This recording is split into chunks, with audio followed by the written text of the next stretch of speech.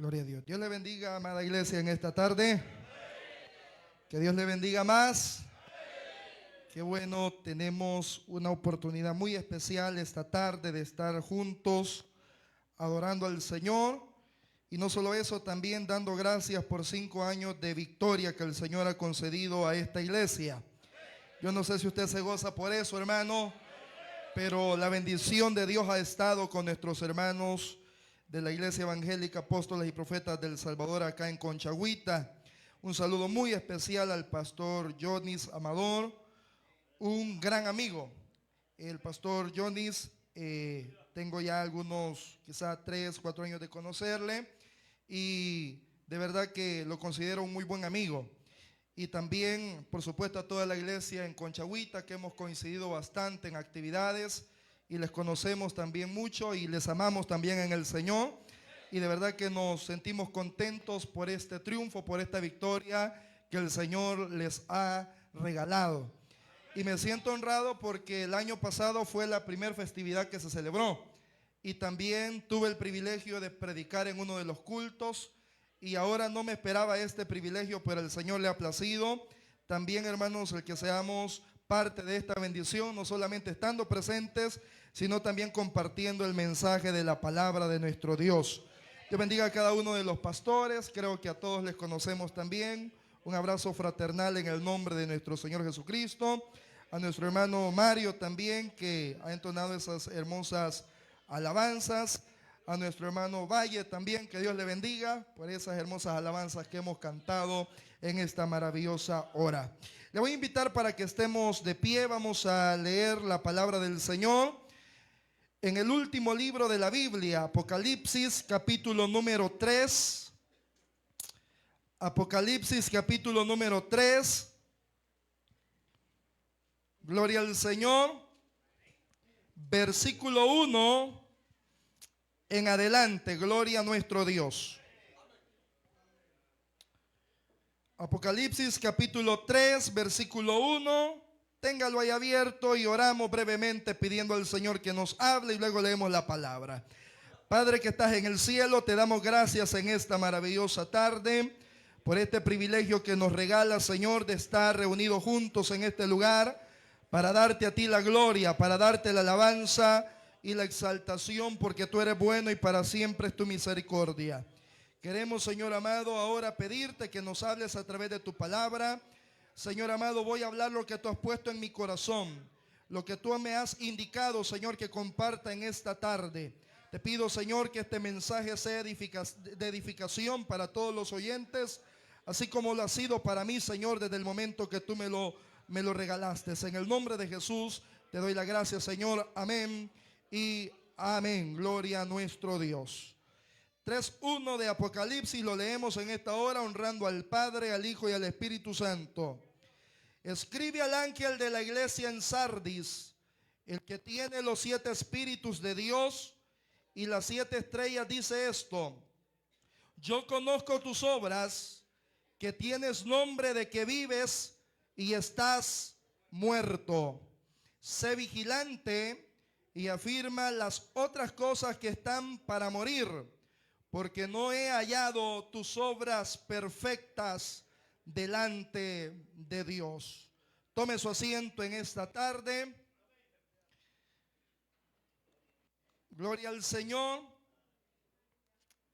Hace algunos meses leí un libro que cargó bastante mi corazón, que habla acerca de la crisis espiritual que durante los últimos años, especialmente durante la última década, ha vivido Norteamérica, especialmente Estados Unidos, en cuanto, hermanos, a la crisis espiritual o la crisis religiosa que se ha enfrentado por allá. Y en este libro también se habla de la crisis espiritual o la crisis religiosa que Europa ha vivido durante los últimos 100 años. Y me impactó mucho el título de ese libro, tanto así que he rescatado el título para titular de la misma manera el mensaje bajo el cual vamos a meditar esta tarde. El título de ese libro es Autopsia a una iglesia muerta. Autopsia a una iglesia muerta. No, pero usted no se quede callado, que usted no está muerto, hermano. No sé por qué lo veo calladito. Se habla acerca de una crisis religiosa, de un acomodamiento espiritual, de una insensibilidad espiritual. Se habla acerca de una indiferencia espiritual en el pueblo del Señor. Nosotros, hermanos, como país, como nación, diríamos, estamos en pañales desde que tuvimos la bendición que el evangelio viniera a nuestra nación. Han pasado un poco más de 100 años desde que vinieron los primeros misioneros, o al menos de los que se tiene registro, a nuestro país y trajeron este bendito evangelio que ha cambiado nuestra vida. ¿Cuántos lo creen? Pero con el pasar del tiempo, creo yo, hermanos, esto está a la vista de nuestros ojos. Hay una crisis espiritual que la iglesia en El Salvador está viviendo. Quizás nosotros del todo no estemos convencidos o no querramos abrir los ojos ante esta realidad, pero tal vez en medio nuestro hayan hermanos que tengan ya 40, 50 o más años de perseverar y sabrán de que si sopesamos la realidad espiritual de la iglesia actual, dista mucho a la iglesia de hace 50 o 60 años. Hay una diferencia abismal en todas las áreas. Y yo creo que la iglesia se está durmiendo de alguna forma en los laureles, porque ahora nos acobijamos bajo ideas de casas de encuesta que reflejan que por lo menos el 45% de la población salvadoreña es cristiana evangélica. Y decimos, estamos logrando la meta porque casi ya la mitad de la población nacional es evangélica. Pero esto, en lugar de que quizás alegrarnos, nos debería preocupar un poco. Porque siendo objetivos y honestos, nos podríamos preguntar esta tarde, de toda esa población, de más de 3 millones de personas, ¿será que ciertamente todos ellos volarían si el rapto de la iglesia, si el arrebatamiento de la iglesia sucediera hoy? ¿O será que estamos viendo el evangelio, el cristianismo, como una marca de ropa? Como quien se pone una marca de una camisa popular, de unos zapatos populares, un pantalón de una marca reconocida. Porque aunque querramos ignorar esta realidad, la iglesia está enfrentando una crisis espiritual. La está enfrentando. Y esto no es nuevo. Pasó en Europa. O sea, si usted ve, mire, de entrada, de las 7 iglesias del Apocalipsis, ¿cuántas subsisten a la actualidad? Ni una sola. Amén. Ni una sola. La mayoría de las iglesias preponderantes del primer siglo de la iglesia, o sea, hermano, está en decadencia, es más, son inexistentes. Eso está pasando en Norteamérica, donde después de la pandemia la mayor parte de templos están siendo cerrados. Sí, las iglesias anglosajonas están siendo cerradas, están siendo vendidas para que ahí se ponga un almacén, un centro comercial, etcétera, etcétera. El problema es que ahora vemos las consecuencias o el declive total. Pero antes de esto hubieron síntomas que marcaron, hermano, ese desgaste, esa caída, ese deterioro, esa ruptura, esa separación de los valores del reino de Dios. Porque no es que el dueño de la iglesia se ha equivocado, no es que la iglesia ha sido vencida, no, la iglesia del Señor está fundada en la roca. El problema es cuando la iglesia se mueve de ese fundamento, se mueve de la base que es Cristo el Señor, porque Él prometió que ni aún las puertas del infierno prevalecerían contra la iglesia. ¿Cuántos lo creen? ¡Aleluya! Pero si la iglesia se mueve de fundamento, ahí viene la caída. Ahí viene el declive. Usted dirá, hermano, pero usted habla de crisis, pero yo que veo que la iglesia hasta numéricamente está creciendo. Acabamos de remodelar el templo, acabamos de hacer esto, acabamos de hacer lo otro. Así estaba la iglesia de Sardis. Porque el problema no es que a la vista de todos está muerta. No, a la vista de todos la iglesia de Sardis estaba muchísimo mejor que muchas iglesias de Europa y que de Norteamérica. Porque la iglesia de Sardis seguía funcionando. La iglesia de Sardis estaba activa todavía, tenía nombre de que vivía.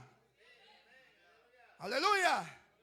Tenía nombre de que vivía, seguía celebrando cultos, seguía reuniéndose, seguía estando activa entre comillas. Pero el problema es que el dueño de la iglesia, el que tiene el conocimiento pleno espiritual de la realidad de la iglesia, él conoce, el que se mueve en medio de los 7 candeleros de oro, el que tiene los 7 espíritus de Dios, el que tiene ojos como llama de fuego, el que tiene pies, aleluya, como oro bruñido por el fuego. Él conoce la realidad de la iglesia. Y no basta que tengamos nombre de que es iglesia, no, basta ser la iglesia del Señor. Es necesario ser el cuerpo de Cristo. Es necesario ser baluarte de justicia, estandarte de verdad, que es la iglesia del Señor. Ahora, ¿para qué nos sirve una autopsia? Porque yo quiero ir de lleno al mensaje. ¿Para qué nos sirve una autopsia? Una autopsia es un recurso jurídico y médico que busca determinar la causa del fallecimiento. ¿Por qué murió? ¿Quién lo mató? O sea, el médico forense muchas veces y los investigadores tienen que ir a preguntarle a los vecinos: mire, ¿y usted no vio alguna conducta extraña? Algo que como que no calzaba, alguien con quien se relacionaba, no lo vio tomando alguna sustancia un poco rara. Aleluya. Entonces una autopsia establece también responsabilidades. Busca investigar qué le causó la muerte. Amén. Pero también busca descartar ciertas apariencias. Y además dejar constancia real de lo que ha establecido. No es que le contaron, murió de esto. No, el médico forense tiene que ir y establecer el examen tal como está establecido. O sea, no es que le contaron. Yo creo, dice uno por allá, que fue esto que lo mató. No, yo creo que fue esto. No, yo creo que fue por allá. No, no. Tiene que cerciorarse y comprobar cuál fue la verdadera causa de muerte de ese cadáver. Y aquí el médico forense es el Señor. Aleluya. Aquí el que conoce la realidad de la iglesia es el Señor. Porque por ahí nos podemos ver, por fuera nos podemos ver bien, hablando en un sentido humano, sanos. Pero por dentro podemos tener problemas de salud. Y el problema es que el Señor nos conoce. Por eso la mirada penetrante del Señor, que a otra iglesia le dice que sus ojos son como llama de fuego. Todo lo escudriña, todo lo conoce. Eso habla de la mirada escudriñadora del Señor. Al Señor nadie lo puede engañar. Usted puede pasar aquí al frente, hablar su par de lengüita, gritar un poquito y a la gente usted la tiene engañada. Pero el Señor desde arriba está viendo nuestra conducta. Él nos conoce, Él sabe nuestro proceder. ¿Cuántos alaban al Señor? Y a Él no lo podemos engañar. A Él no lo podemos engañar. Al Señor la liturgia, el conocimiento humano, la sabiduría humana, eso al Señor no lo sorprende. ¿Me está escuchando, hermano? Esto no, al Señor no le sorprende. Eso al Señor no le causa asombro. Puede causarle asombro a los seres humanos, a las personas, a los hombres, pero al Señor nada de eso le causa asombro, porque Él nos conoce. Él sabe quiénes somos. Y dentro de todo esto, yo he señalado por lo menos 5 enfermedades probables que pudieron haber matado a la iglesia de Sardis. A la luz de la palabra. Primero, voy a entrar ya. Primero, parece que la iglesia de Sardis se asfixió. Y se asfixió porque le faltaba oración.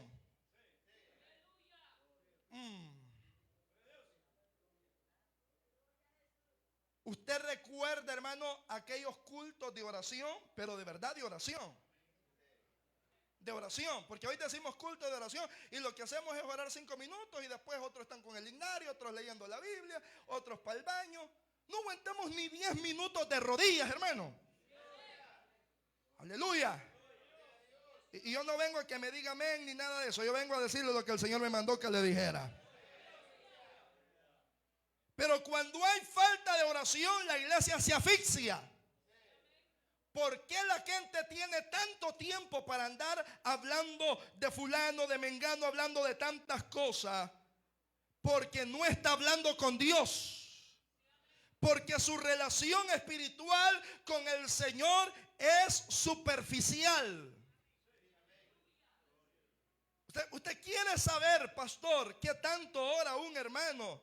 Pásalo al frente a dirigir una oración. Sí. Después de 5 minutos ya está solo patinando.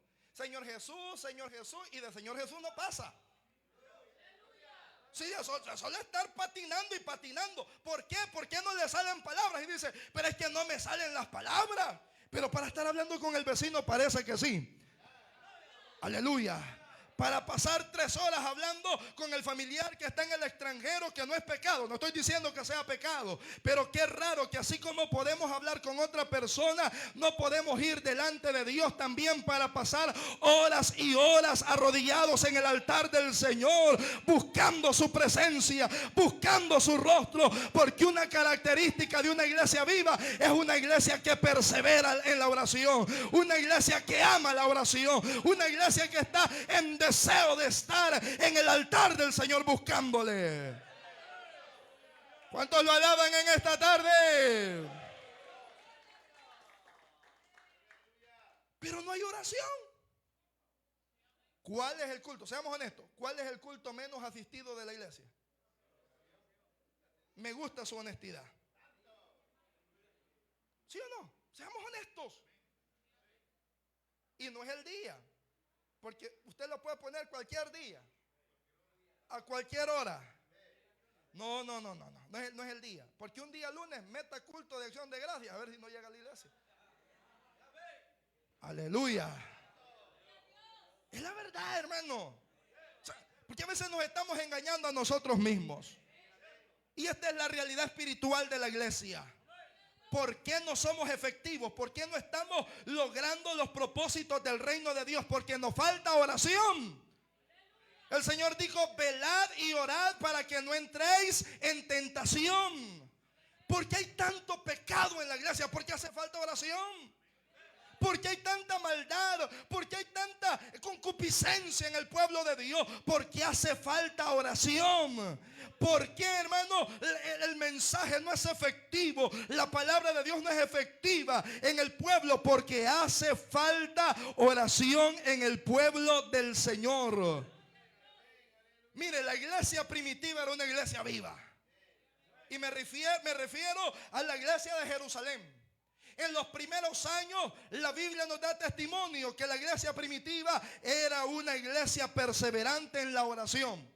Y es así como usted ve a 2 hombres apóstoles de los más cercanos del Señor, hombres de Dios, hermano, que habían hecho cosas tremendas. Usted ve un capítulo antes a un apóstol Pedro predicando y 3,000 personas se convirtieron. Y seguidamente en el capítulo 3 usted ve cómo ese mismo apóstol Pedro a eso de las 3 de la tarde va con el apóstol Juan camino al templo a la hora de la oración. Porque a veces una persona se ha convertido, el predicador medio el Señor lo comenzó a usar y cree que no necesita más orar porque ya se la sabe de todas, que el Señor reprenda al diablo. Necesitamos oración, hermano, en los ministerios de alabanza. Necesitamos oración en los predicadores. Necesitamos oración en los siervos pastores. Necesitamos oración en los liderazgos de la iglesia. Necesitamos oración en todo el pueblo de Dios para que la gloria de Dios se mueva en cada culto,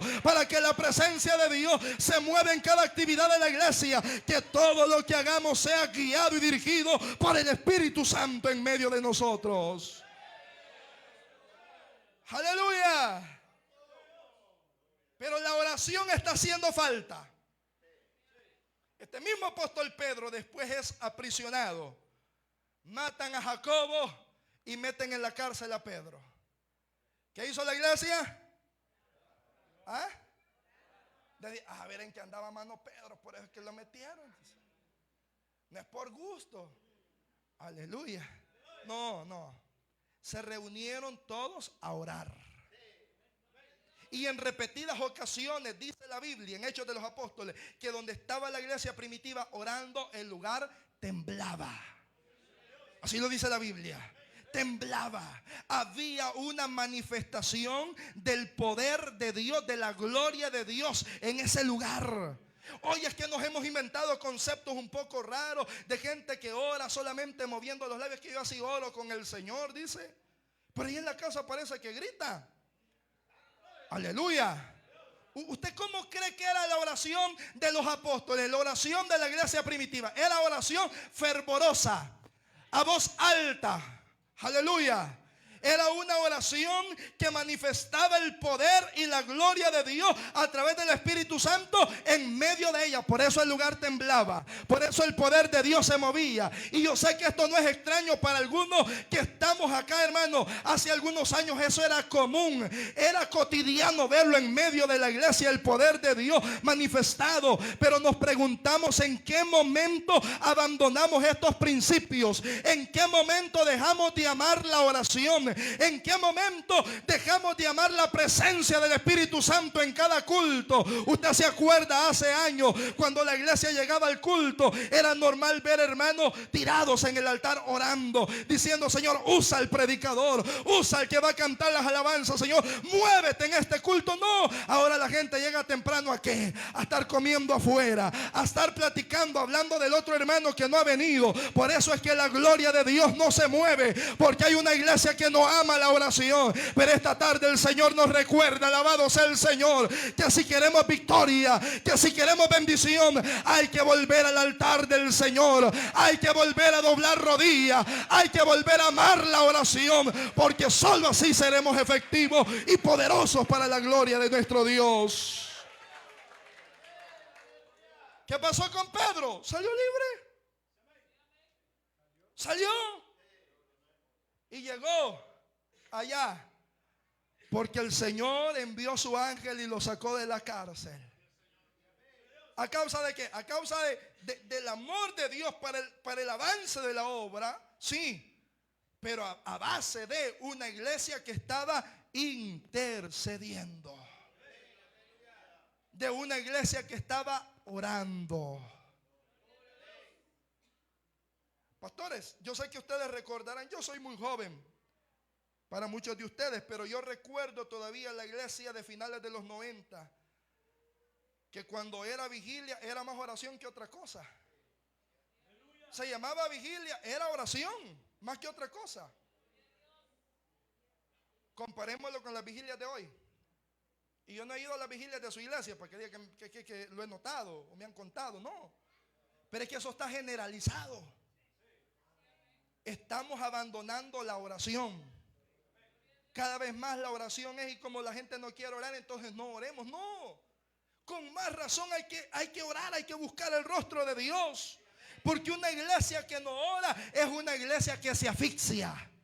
Es una iglesia que cae en la tentación del diablo. Es una iglesia que se cansa. Es una iglesia que no avanza. ¿Por qué fracasó el apóstol Pedro en la noche que el Señor fue entregado? Porque Pedro no estaba orando como el Señor se lo dijo. Por eso sacó la espada y a las primeras de cambio le cortó la oreja al soldado. Porque cada vez que el Señor regresaba, ¿cómo estaba Pedro? ¿Ah? Como usted en los cultos de oración. En la iglesia que yo pastoreo hace algunos años pasó eso. Terminó la oración y yo vi que un joven estaba ahí, está quebrantado el hermano, dije yo, orando. Pasó el tiempo, hermano. Cerramos las puertas y el cipote no se levantaba de ahí, hermano Mario. Hasta que de repente me acerco y lo toco. No, hombre, hermano, dormido es que estaba. Dormido. En la oración. Usted ha escuchado comentarios así, es que orar me da sueño, dice. ¿Ah? Orar me da sueño, como que eso de orar no es para mí. Entonces no somos la iglesia del Señor. Porque la iglesia del Señor debe amar la oración, porque la oración es oxígeno para ella. Una iglesia que no ora se muere. Pero yo avanzo. ¿Qué más pudo haber matado la iglesia de Sardis? Parece que la iglesia de Sardis tenía anemia, falta de palabra de Dios. ¿Me escuchó? Falta de palabra de Dios. Mal alimentada. La palabra de Dios es alimento. ¿Cuántos lo creen? La palabra de Dios alimenta la vida del cristiano. Y usted dirá, predicador, pero como que eso no calza, porque en mi iglesia, en todos los cultos, hay predicación.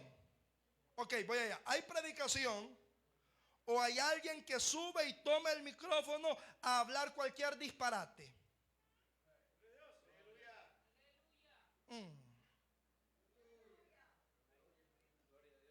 ¿Hay predicación bíblica? Expositiva, es decir, exponer la palabra de Dios a los oyentes. O simplemente es un tiempo que parece que es predicación, pero que no está cumpliendo el requisito bíblico de la palabra, que es la edificación. La palabra debe ser expuesta para edificar. ¿Cuántos lo creen? Y dentro de esto de edificar es amplia, porque la palabra redarguye, la palabra exhorta, la palabra reprende, la palabra consuela, entre tantas cosas más. Pero realmente la palabra de Dios nos está llenando, porque hoy en día tenemos mucho predicador emocionalista. Yo soy bien gritón para predicar, pero hay otros más gritones que yo. Y hay otros que solo son gritos y palabra no hubo. Solo grito, hermano. ¿Ya ha escuchado usted predicadores, por ejemplo, que dicen, no, es que no me deja predicar el Espíritu? Dice, bueno, levántense todos y vamos a hacer aquí un molote. ¿Ah? Eso no es bíblico. Dentro del culto, un eje central, principal, debe ser la exposición de la palabra de Dios. Y si alguien está incitando para que la palabra no se predique, le aseguro, ese no es el Espíritu Santo. Porque el Espíritu Santo siempre tratará de hablar a la iglesia. Y el modo en el cual el Espíritu Santo habla a la iglesia es a través de la palabra. ¿Cuántos lo alaban en esta hora? Él es el maestro de la iglesia. Él es el que guía a toda verdad y a toda justicia a la iglesia. Hay mucho emocionalismo metido ahí. Hay predicadores que si no está sonando el piano no predican. Sí, pero lo que quieren es tocar fibras humanas. Exacto. Lo que se está buscando es manipulación de las masas. Tóqueme ahí una melodía triste y yo voy a modular mi voz para que la gente comience a llorar, pero se fue de aquí igual de vacío. No hubo transformación de nada. El Señor no le habló de nada. Simplemente fue una manipulación. Oh, gloria a Dios. Tenemos predicadores coaching, motivadores, que ya no usan la Biblia, que lo que están tratando solamente es de motivarle, que usted es un príncipe del Señor, que usted es una princesa de Dios, y que mire los emprendedores, que parece una clase de emprendedurismo aquello, hermano. Yo escuché en las redes sociales un pseudo predicador de que lo que terminó hablando es como Mark Zuckerberg, el fundador de Facebook, terminó haciéndose millonario en un púlpito, teniendo el oído de cientos o miles de personas necesitados de palabra de Dios, y lo desperdició hablando de algo meramente secular. Hermano, hay que ubicar cada cosa en su puesto. Hay que poner cada cosa en su lugar. Pero el Señor dijo: mi casa, casa de oración será llamada. Y cuando venimos aquí, venimos a edificarnos en la palabra.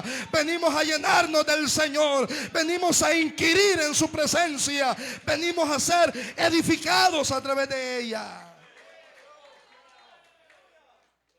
Pero también hay algo más. Hay predicadores, historiadores, que por poquito ya terminan contando solamente los 3 cerditos, Caperucita Roja, leyendas, anécdotas, fábulas. Sí. Hay predicadores que todo el mensaje lo hacen con su esposa, con sus hijos. De eso hablan. Óigame, pero usted sea inteligente. Y digo, ¿usted en qué momento me están hablando palabra de Dios? ¿Cuántos versículos de la Biblia citó el predicador? ¿Ah? Es que esa es la palabra bíblica. La palabra que transforma. Usted ve a un Nehemías, hermano, parado allá en la plaza de las aguas. Nehemías ni siquiera hizo una interpretación, no. Lo que hace Nehemías es ponerse a leer el libro de la ley. Pusieron un atril, un púlpito. Nehemías abrió, Esdras comenzó a leer el libro de la ley.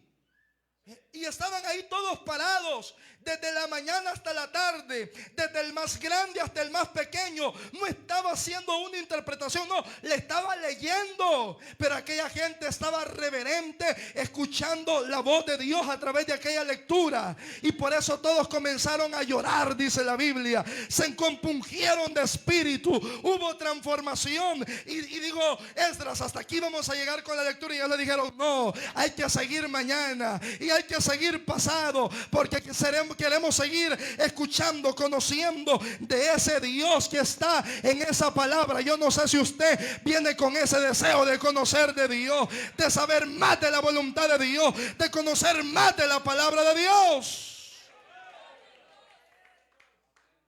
Pero ¿por qué es que somos arrastrados tan fácilmente? Usted sabe, una persona anémica, cualquier enfermedad, cualquier infección, rapidito lo despacha. ¿Por qué estamos tan mal nosotros que la gente por una mala mirada se va de la iglesia? ¿Ah? ¿Por qué? Por la falta de palabra. Oiga, ¿cuáles son los argumentos? El predicador por mí lo dijo, dice. Oiga ese argumento. Y eso le causa tristeza. No, a mí me causa alegría cuando el predicador me habla.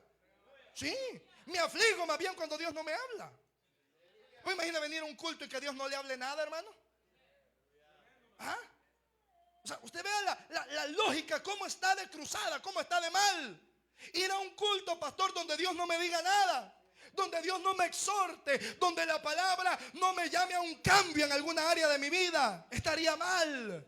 Pero más bien cuando el Señor nos habla es porque todavía hay amor de Dios hacia nosotros. Porque la Biblia dice que Dios al que toma por hijo lo disciplina, lo corrige. Y ninguna disciplina al tiempo presente es motivo de gozo, pero a su tiempo da fruto apacible. Y uno alaba a Dios con el tiempo, porque uno dice, gracias Señor, porque me enseñaste a través de tu palabra, porque me exhortaste a través de tu palabra, porque me disciplinaste a través de tu palabra. Y esa palabra nos hace crecer, nos hace madurar, nos hace mejorar para la gloria del Señor.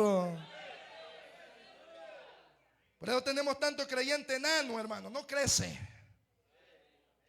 porque no quiere palabra. 30 años y todavía quiere pachita. ¿Ah? Todavía quiere que solo Dios es amor, solo de eso se le hable. 30 años en el evangelio, óigame bien. Y todavía quiere que el pastor esté ahí, ¿verdad? Con el chin chin. ¿Ah? No, ya es tiempo que maduremos, hermano. Y lo que nos debe hacer madurar es la palabra de Dios. No hay otra cosa. No, la solución no es que te cambies de iglesia. No, la solución es que vivas la palabra.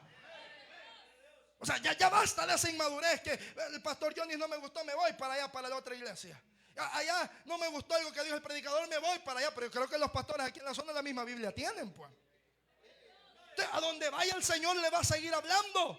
Pero esa es una señal de inmadurez. Ya es tiempo que maduremos. Porque Pablo le dice a la iglesia de Corinto: habiendo ustedes ya de recibir un alimento más sólido, no pude hablarles palabras así, sino que tuve que traerles siempre los mismos rudimentos. Les di a beber leche, porque no sois espirituales todavía. Pero yo creo que aquí hay una iglesia espiritual que ama la palabra, que discierne la palabra, que no a cualquier cosa le dice amén. ¿Cuántos alaban al Señor? Sino que vive en una vida sometida a la palabra de Dios. Es más, le quiero decir que la única esperanza para una iglesia muerta es la palabra. Es la única esperanza. Cuando Ezequiel va al valle de los huesos secos, llevado por el Espíritu, ¿qué le dijo el Señor? Ponte a orar, le dijo. ¿Ah? Ponte a ayunar. Hay que traer luces de discoteca, pongamos una tarima aquí, traigamos máquinas de humo y un grupo de por allá, y ahí van a revivir los huesos. O ya si creen que se está avivando la iglesia. No, la están matando más. La están matando más. Con mundanalidad. La están asesinando. Aleluya. Eso es matar más la iglesia. No, lo que necesita la iglesia es palabra de Dios. Se lo voy a volver a repetir. Lo que necesita la iglesia es palabra de Dios. Cuando Ezequiel vio el valle de huesos secos en extremo, ya a punto eso de que estaban huesos secos en extremo, es que se podían tomar y se deshacían ya de lo podrido que estaban. Y la pregunta es: ¿vivirán estos huesos? Y Ezequiel muy sabiamente responde: no lo sé, tú lo sabes.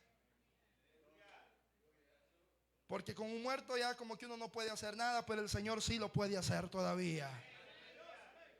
Y lo que el Señor le manda a Ezequiel es: profetiza sobre estos huesos.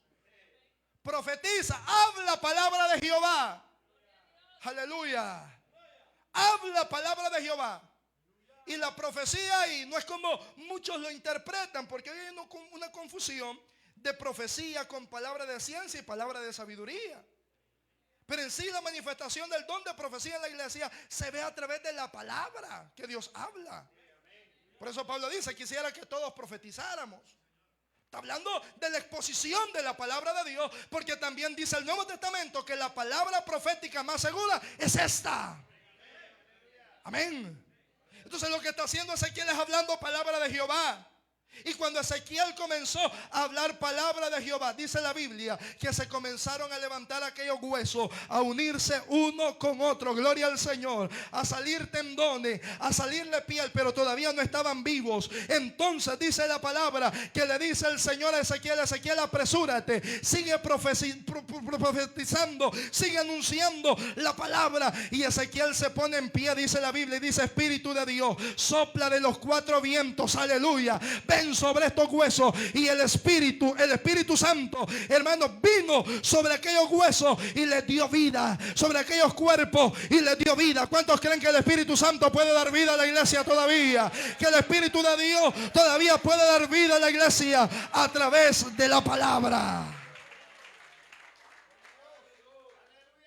Necesitamos palabra. Necesitamos palabra. ¿Cuántos lo creen? Necesitamos palabra. Porque una iglesia que no tiene palabra no discierne el error, no sabe lo que le están dando. Porque eso me lleva a lo otro, de que también lo que pudo matar a la iglesia de Sardis es una intoxicación. Es probable que se haya intoxicado de falsas doctrinas. Se intoxicó de falsas doctrinas. Una doctrina es una verdad fundamental de la palabra de Dios, que revelan la voluntad de Dios y que rige el comportamiento y el funcionamiento de la iglesia. Estas verdades han sido reveladas por Dios a través de su palabra. Por eso a un sistema doctrinal también se le llama sistema teológico, porque teos, pues usted lo sabe, ¿verdad? El estudio acerca de Dios. Y esto habla de las verdades que Dios estableció en su palabra para nosotros. Pero actualmente tenemos dos problemas con esto de la doctrina. Uno, que hay enseñanzas de falsas doctrinas en su totalidad. O sea, son falsas doctrinas por donde le busque. Pero lo más peligroso no es eso. Lo más peligroso son las deformaciones doctrinales. Y yo no estoy hablando de un sistema doctrinal en específico, porque yo me atrevería a pensar que con la mayoría de pastores acá representados, en lo que diferimos es en ordenanzas o normas internas. Pero las doctrinas son las mismas. Las doctrinas son las mismas. Porque diferimos a veces en un sistema normativo solamente. Pero doctrinalmente, pastores, creemos en la inspiración verbal de la Biblia. Todos. Creemos en un Dios que existe en tres personas, Padre, Hijo y Espíritu Santo. Creemos en el bautismo en agua. Creemos en la cena del Señor. Creemos en la premilenial segunda venida del Señor Jesucristo. O sea, creemos en eso. Pero ¿por qué ahora se nos han infiltrado aquellas enseñanzas de que hay muchas personas que creen, por ejemplo, que la iglesia va a pasar la gran tribulación? Y a veces hasta predicadores tenemos que están enseñando que la iglesia va a pasar la gran tribulación. Miren qué callados se quedan, hermano. ¿Pero es eso lo que dice la Biblia? ¿Enseña la Biblia que va a pasar la iglesia la gran tribulación? No, no, señor. A una de las iglesias del Apocalipsis le dice: por cuanto guardado la palabra de mi paciencia, yo también te guardaré de la hora de la prueba que ha de venir sobre el mundo entero. Esa es una promesa para la iglesia de Cristo, que no pasará la gran tribulación. Y esto la iglesia lo ha sostenido por años. Pero últimamente hay deformaciones a estas doctrinas. Hay predicadores que hoy están enseñando, por ejemplo, en cuanto a la doctrina de la santificación, que no hay problema, las hermanas pueden, miren, no hay ningún problema, usted puede andar en pantalonada, usted póngase las prendas que quiera. Aleluya. Usted vista como quiera, no hay problema, porque santidad no es ropa, dicen. Aleluya. Y a veces lo tenemos en nuestras filas. Están ahí, infiltrados. Porque esos no son ministros del Señor, perdóneme. Esos son lobos rapaces. No lo digo yo, lo dice la palabra. A los ancianos de Éfeso les dijo el apóstol Pablo: tengan cuidado de ustedes mismos y del rebaño que el Espíritu Santo les ha puesto por obispos. Cuídenlo, porque es del Señor, es la iglesia que Él ganó por su propia sangre. Porque el Señor dice que de en medio de ustedes se levantarán lobos rapaces que no perdonarán el rebaño. ¿Y cuál es esa acción de un lobo rapaz? Es el falso maestro, es el que está enseñando falsa doctrina. Aquello, hermano, que no va de acuerdo a la voz de Dios, a la palabra de Dios, eso hay que sacarlo afuera. Porque aquí yo creo, seguimos creyendo que la santidad es por dentro y por fuera, que la santidad es interior y exterior, que a Dios le importa no solo cómo ando el corazón, sino también cómo me veo por fuera, porque eso es testimonio que ha sido cambiado, transformado por el poder de Dios. Por eso Pablo dijo que todo vuestro ser, espíritu, alma y cuerpo, estén irreprensible para la venida del Señor. ¿Cuántos lo alaban en esta hora? No, nos están metiendo ahí calabazas silvestres. Sí. Y a veces porque son neófitos. Tomando la analogía de esto, dice que este hijo de los profetas que cortó las calabazas lo hizo con toda buena intención. Sí. El problema es que él no sabía lo que era eso. Él creía que era algo bueno. Aleluya. Así como muchos predicadores, para que venga Carlos Rivas en Facebook diciendo que ya no hay, que la iglesia va a pasar la gran tribulación. Y es lo que él viene a repetir, pues. Tiene buenas intenciones. El problema es que no pone atención cuando el pastor está dando doctrina, sino que va a escuchar la basura que está allá afuera, y eso quiere venir a enseñar a la iglesia. Eso confunde a la iglesia. Eso socava la base de la iglesia. La santidad debe ser perfeccionada, dice la palabra, en el temor de Dios. Y esto es inamovible. Esto no se puede cambiar. No hay razonamientos lógicos, hermano, que el ser humano pueda hacer en cuanto a esto. No, la Biblia dice de que hemos sido llamados a santidad y que somos luz del mundo, que debe haber diferencia entre el que sirve a Dios y el que no le sirve. Y esa diferencia está en todas las áreas de la vida. ¿Cuántos lo creen, hermano? Mira, hay lugares donde uno habla esto y ya lo agarran a pedradas, a tomatazos por lo menos. Yo veo que usted no, yo lo veo contento esta tarde. Oiga lo que dice Hebreos 13:9. No dejéis llevar de doctrinas diversas y extrañas, porque buena cosa es afirmar el corazón con la gracia. No conviendas que nunca aprovecharon a los que se han ocupado de ellas. Yo no soy de acá de la zona de la Unión, yo soy de San Miguel. Pero tal vez usted pueda tomar el mismo ejemplo y verlo para acá. Pero yo conocí muchas iglesias que hace 20 años eran iglesias florecientes, donde el Espíritu Santo se movía de verdad. Pero cuando entró la fiebre del G12, ¿se acuerda de eso? De los encuentros y todo eso, abrazaron esta visión.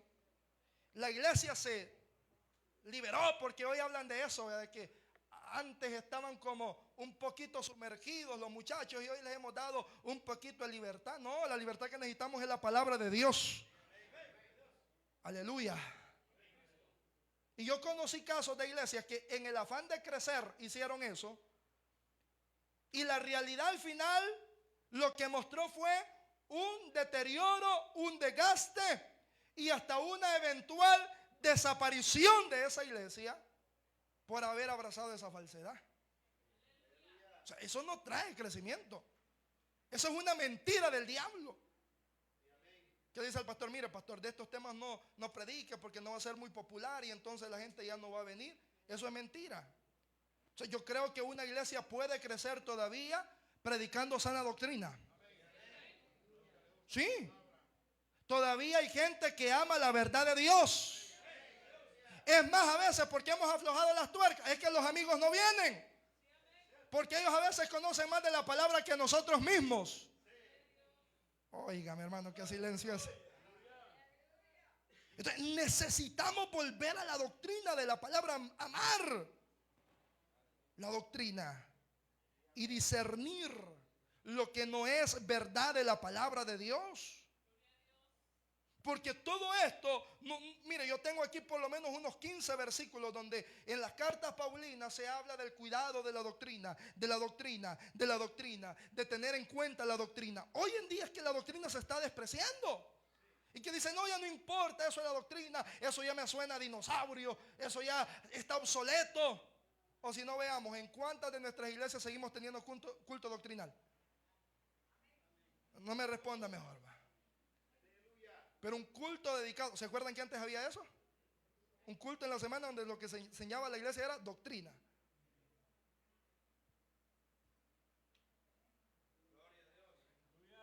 Pero ¿dónde está esta enseñanza, esta instrucción, esta base? ¿Por qué queremos ser populares? Por eso es que estamos siendo intoxicados por falsas doctrinas. El pastor ya no puede hablar libremente sobre el tema del diezmo, porque la gente está intoxicada de toda la basura que está en las redes sociales. Aleluya. Está intoxicada, está enferma. Hay mezcolanza de doctrina. No se entiende realmente lo que se cree o lo que se practica. Pero la iglesia de Dios, la iglesia viva, la iglesia de Cristo, la iglesia lavada con la sangre del Señor, es una iglesia que sabe, conoce y ama la palabra de Dios, conoce la doctrina y no se deja intoxicar por cualquier basura del enemigo. ¿Cuántos lo creen, hermano? No se pueden tolerar las herejías. No se pueden tolerar las deformaciones doctrinales, que solo es un elemento, una palabrita en la doctrina, una palabrita hace diferencia. Una cosa pequeña hace diferencia. Por eso la iglesia debe amar la palabra. ¿Me está escuchando? Debe amar la palabra. Y yo avanzo por el tiempo. ¿Qué más puede estar afectando la iglesia? La iglesia también tiene problemas. La iglesia de Sardis, parece que también la iglesia enfrentó un cáncer parecido al que enfrentó la iglesia de Tiatira. Ese cáncer se llama pecado tolerado. Aleluya. Ese cáncer se llama pecado no tratado. El pecado no tratado despedaza a la iglesia, destruye a la iglesia. ¿Cuántos lo creen?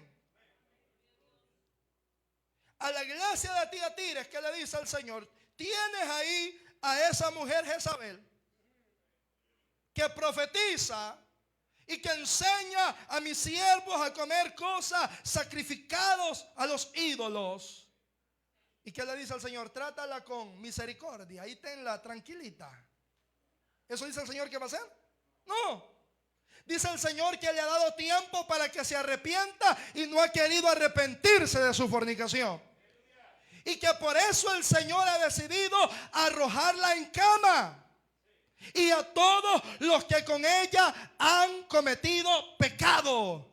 Para que sepan, dice el Señor, que yo soy el Señor de la iglesia.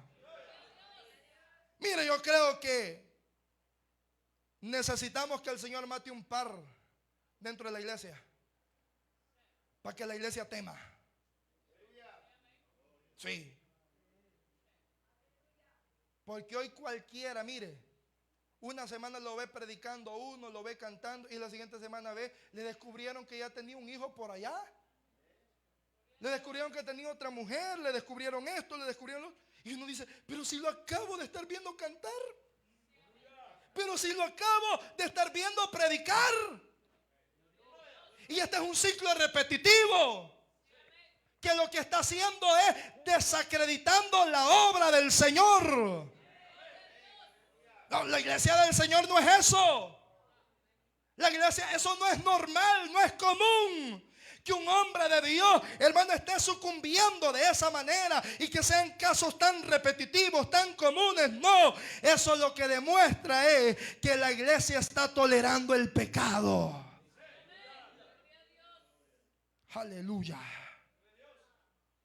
Mire, la iglesia primitiva, eso era serio.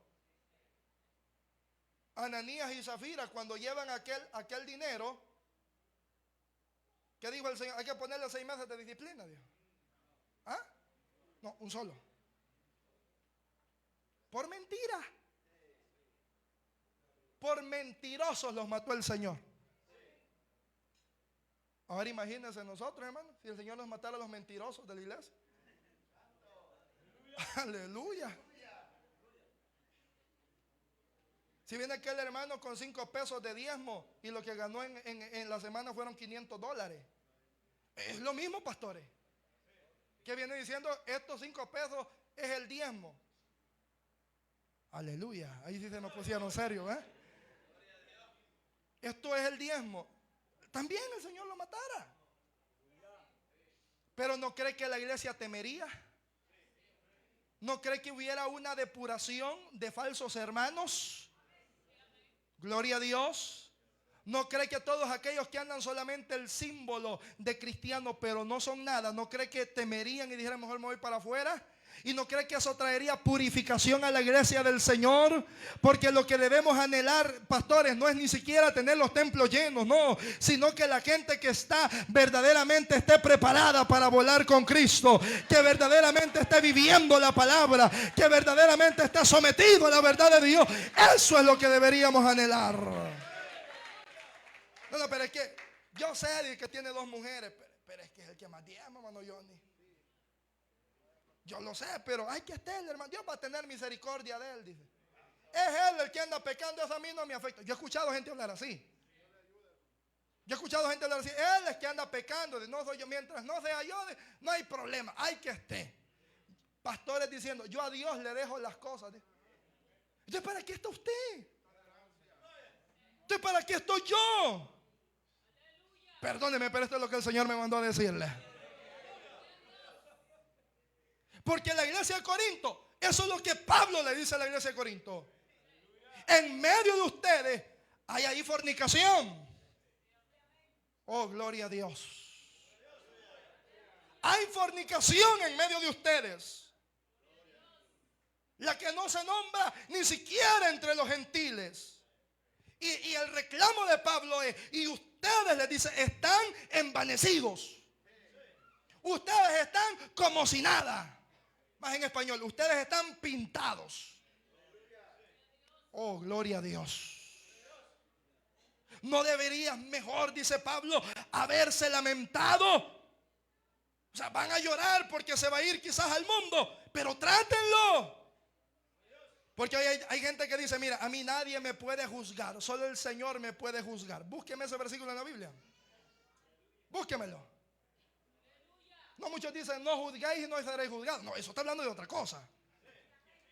Esa es la regla de oro. Pero la Biblia enseña que los ministros, los liderazgos locales tienen autoridad para juzgar el pecado en medio del pueblo. Que para eso están. Pablo le dice a la iglesia de Corinto, júzguenlo, porque yo ya lo juzgué.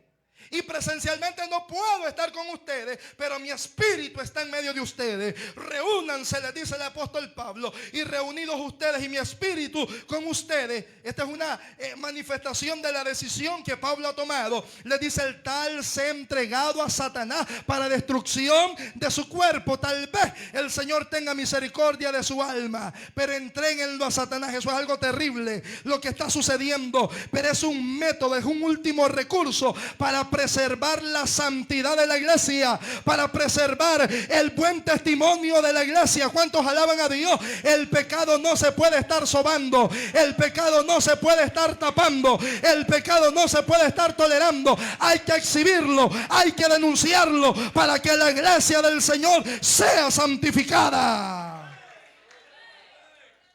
Oh, santo es el Señor. Yo siento la gloria de Dios esta tarde, hermano. Ese celo de Dios hay que retomarlo. Ese celo de Dios hay que retomarlo, iglesia. Hay que retomar el celo de Dios. Y el celo de Dios es amar lo que Dios ama, pero también es aborrecer lo que Dios aborrece. Porque a veces el pastor está queriendo establecer el orden en la iglesia. Lo quiere hacer, pero por allá uno de los líderes se va a poner el hermano Johnny, le han puesto disciplina. Yo no estaba de acuerdo, hermano. El pastor como que es que la trae con usted. Yo ahí no sé. Aleluya. Líderes flojitos, hermano, que por no perder una amistad está tolerando el pecado. Que por no perder el apoyo, el respaldo de la gente, está tolerando el pecado. Que el Señor reprenda al diablo, hermano. Eso es un cáncer que silenciosamente está socavando la base de la iglesia, que está dañando la iglesia del Señor. No, la iglesia del Señor es santa, la iglesia del Señor es pura, la iglesia del Señor es perfecta. Por eso dice Pablo, le celo con celo de Dios para presentarla delante de Él como una novia ataviada, gloria al Señor, que no tiene manchas ni arrugas ni cosa semejante, sino que está preparada para recibir a su amado Salvador, gloriosa, santificada, preparada para recibir al Rey de Gloria. Alguien le tenía que recordar esto a usted, que el pecado no se puede estar tolerando. A santidad nos ha llamado el Señor. Y yo cierro. Quinto, ¿qué puede estar pasando con la iglesia de Sardis? Es que como que el corazón le falló. Hay un problema cardíaco ahí. Hay falta de amor.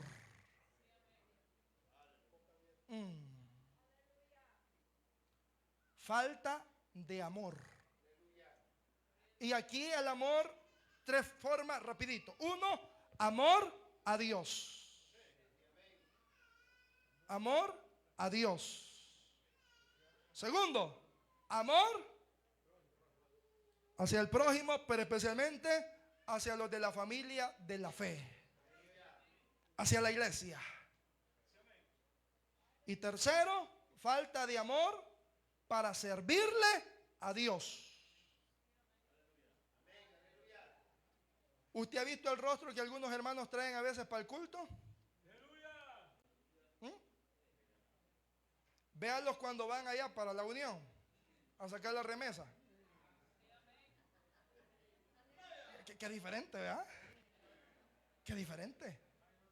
Yo vi un hermano que toda la vida que iba para el culto, así, pobrecito el hermano, está enfermo, y yo camina despacio. Pero una vez lo vi que iba para la unión y el bus lo había dejado. No, hombre, viera cómo corría, hermano.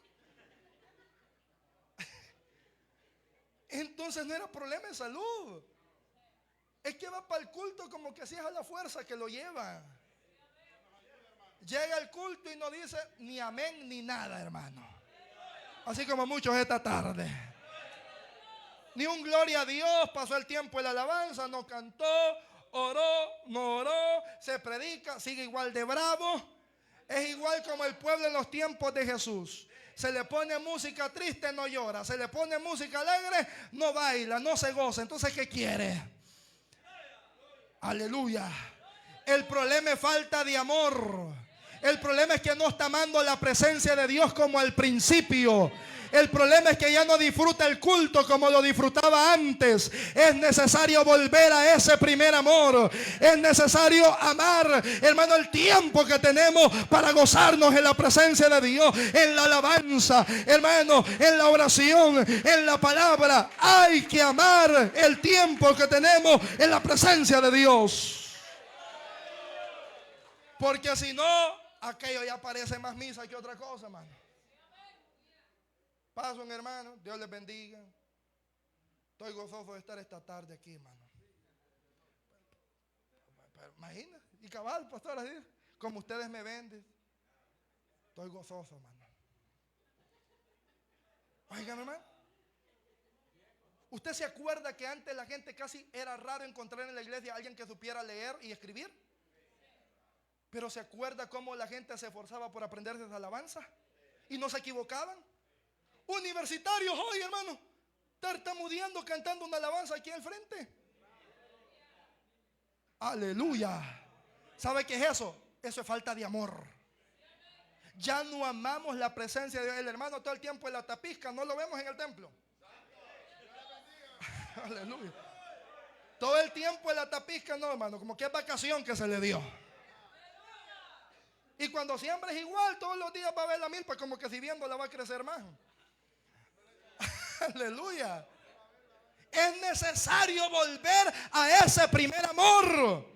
Porque cuando amamos algo, ahí queremos estar. ¿Sí o no? O si no acuerdas, hermano varón, cuando usted andaba de novio. No, hombre, no lo sacaban de allá a la casa de los suegros. Todo el tiempo. Y la hermana desde temprano, que ya sabía que iba a llevar el muchacho, se alegraba, por supuesto, y se alistaba para esperar a su novio de la mejor manera. No, hoy a la hora del culto, ve, dice, no he molido, voy a moler. La hora del culto. Me acordé que tengo una gran lavada. ¿Usted cree que ama la presencia de Dios realmente? Hermano, esa insensibilidad espiritual, que ya estamos igual en muchos lugares que en la religión tradicional, que el templo solo se llena el día domingo, pero los días de semana son los mismos 5, los mismos 4 que están ahí. Óigame, esos 5, esos 4 son los que verdaderamente están perseverando en la obra del Señor. Y el Señor no viene por cantidades, no. Él dijo que es el que persevere, es el que persevere, es el que persevere. ¿Cuántos alaban a Dios? Y a los 15 días no se persevera, mi estimado. Al mes no se persevera, mi estimado. Perdóneme, pero no. Hay que perseverar constantes, todo el tiempo. Hacer el tiempo necesario. Todo esto mató la iglesia de Sardis. Yo no sé qué pueda estar matando su vida espiritual. Tal vez sea algo de lo que hemos mencionado. Y si el Señor le ha hablado, porque a mí me habló el Señor cuando yo estaba preparando este mensaje. Y espero que usted también le haya hablado el Señor en esta tarde. Pastores, yo espero que el Señor nos haya hablado en esta tarde. Y que nos recuerde el Señor que es necesario volver al principio, como fue el principio. Que las nuevas modas, para parecer un poquito más atractivo, las nuevas corrientes de este mundo, eso no sirve de nada. El evangelio sigue siendo el mismo, la palabra sigue siendo la misma, el camino sigue siendo el mismo. El camino es Cristo el Señor, y el que camine por este camino, dijo el profeta Isaías, por torpe que sea, no se va a extraviar, porque ese camino es de santidad y nos lleva hacia la patria celestial. Denle su ofrenda de palmas al Señor en esta hora. Póngase de pie. Quiera Dios que no sean muertos que estamos, sino dormidos. Y sea dormidos o muertos, todavía hay esperanza en el Señor. Así que yo le voy a invitar, no tengo mucho tiempo, pero vamos a orar para pedirle al Señor de que esta palabra sea efectiva en nuestros corazones, que la recuerde el Espíritu Santo, porque necesitamos volver a estos principios. Padre que estás en el cielo, te doy gracias en esta tarde, Señor, por la palabra que nos has dado. Oh, gloria a tu nombre. Gracias, Señor, porque nos has hablado en esta tarde. Yo sé que nos has hablado, Señor, a todos nosotros. Queremos darte gracias. Y queremos pedirte, Señor amado, que esta palabra se haga efectiva en nuestros corazones. Resucítanos, Señor amado, con tu Espíritu Santo. Resucítanos, Señor, con tu palabra. Yo sé que esta palabra la has enviado para resucitar, Señor amado, nuestra vida espiritual. Para saber, Señor amado, que estamos enfrentando crisis, problemas serios, Señor amado, que necesitamos entenderlos. Que necesitamos, Señor amado, volver al principio. Iniciar, Señor amado, en ese primer amor. Como tú dijiste a la iglesia de Éfeso, arrepiéntete. Haz las primeras obras, gloria al Señor. Recuerda de dónde has caído. Oh, gloria a tu nombre, porque si no vendré pronto y quitaré el candelero de su lugar. Te pedimos, Señor amado, de que con nosotros tengas misericordia y que esta palabra que ha sido predicada en esta tarde nos edifique, nos bendiga, Señor amado, para poder seguir hacia adelante. En el nombre de Jesús te doy gracias en esta maravillosa hora. Gracias, Señor, por la vida del pastor Johnny.